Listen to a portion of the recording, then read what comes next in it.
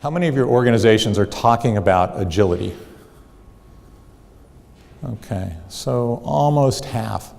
Now what's interesting is when I was in India and I asked that question, 90% of the hands went up, and granted a lot of that had to do because of the audience, very services-based business, actually a lot of businesses that are actually doing agile development. Makes sense. When I was in Saudi Arabia, 1 hand out of 15. So why is that? Some of it's cultural, some of it's the type of business people are in, some of it is just an executive mindset relative to what agility means. What we know to be true is that the discussion about how to be quicker, faster to market, be more efficient in how we get things done, that is something that organizations are talking about, and there's been some interesting data that suggests that the ability of organizations to be more agile, this doesn't mean doing agile software development, but taking elements of what that means and apply that to their business, they're achieving improved business results. McKinsey just came out with a significant study. They do something called an organizational health index that they do every year.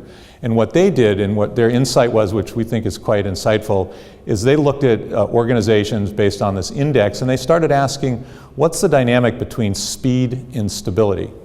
Because in many instances what we're finding is people are talking about agility, they're talking about agile project management or some form of applying agile methodology. And so if you think about it, there's a waterfall approach to planning and managing projects.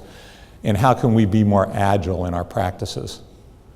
And there's a wide body of knowledge. We have curriculum ourselves at Strategy X that looks at this.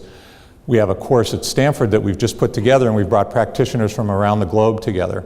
And it's called Adaptive Execution of Strategy. Because what we're finding is that organizations are trying to figure out how do we use both. And in fact, that's the insight of the study, is that the organizations that are, by a whole series of metrics that they call organizational health, that are most successful are finding a way to balance, if you will, or to start to introduce speed, but also have a stable infrastructure, a stable base to work from.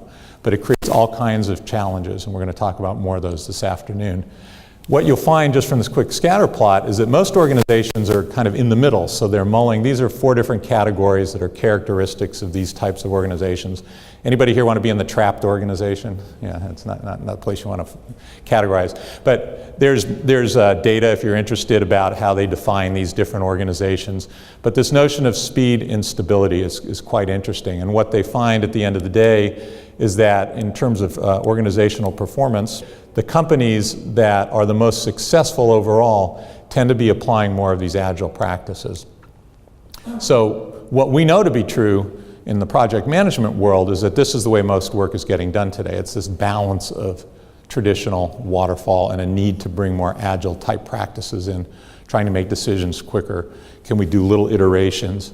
Can we break the project down, not just to milestones, but instead of planning on a 12-month project or these huge capital-intensive projects that may go many years, what we know is we get started on those, and if we don't continually revisit, we'll get far down the path. Lots of stories of organizations and projects that get far down the path, and they should have revisited much earlier. So that's kind of this notion of needing to be more agile and what kinds of practices. Make sense? Are you seeing this both in terms of challenges and opportunities?